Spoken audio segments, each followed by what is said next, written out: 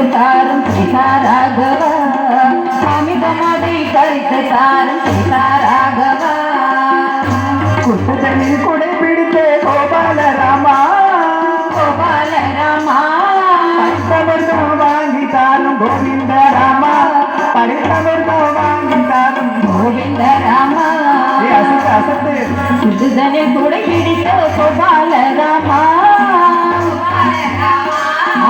கோபால ராமா பரிசமிதம் வாங்கி தாரும் சீதாராகவ பரிசமிதம் வாங்கி தாரும் சீதாராகவ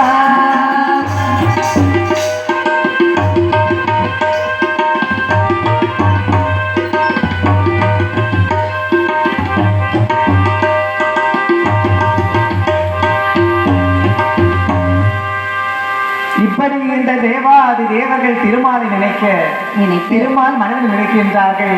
இந்த அமிர்தமானது இப்போது யார் கையில் இருக்கிறது தெரியுமா? அசுரர்கள் கையில். அசுரர்கள் கையில் எடுத்தால் விட்டு வைப்பார்களா? இந்த மட்டர்கள். அதனால் கண்ணன் எப்படி வருகின்றார் பாருங்கள். எப்படி வருகின்றார்? கண்ணன் ஒரு மோகினி போல் வாரார். கண்ணன் ஒரு மோகினி போல் வாரார். சுரரிடம் போறார். கருதிய சூரரிடம் போறார். கண்ணன் ஒரு மோகினி போல் வாரா. மோகினி போல் வாரா.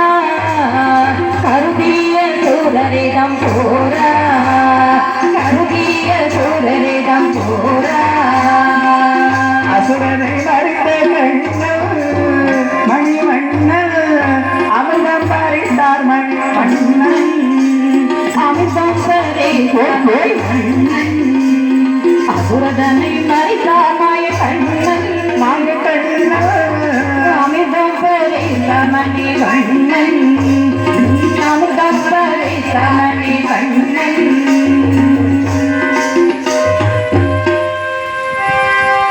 அசுரனை மயக்க இந்த மாயவர் பெண் கோலம் கொண்டு வருகின்றார். அப்படி எப்படி தெரியுமா? எப்படி வருகின்றார்? 32 லட்சணம். அடேங்கப்பா. 16 கலை 8 அம்சம் 16 வயது பருவ பக்கமங்கியா வருகின்றார். எங்களை போல. அண்ணா பாத்தீங்களா? அந்த அம்மா வரும்போது எவ்வளவு மேக்கப் விடுறதாங்க பாத்தீங்களா?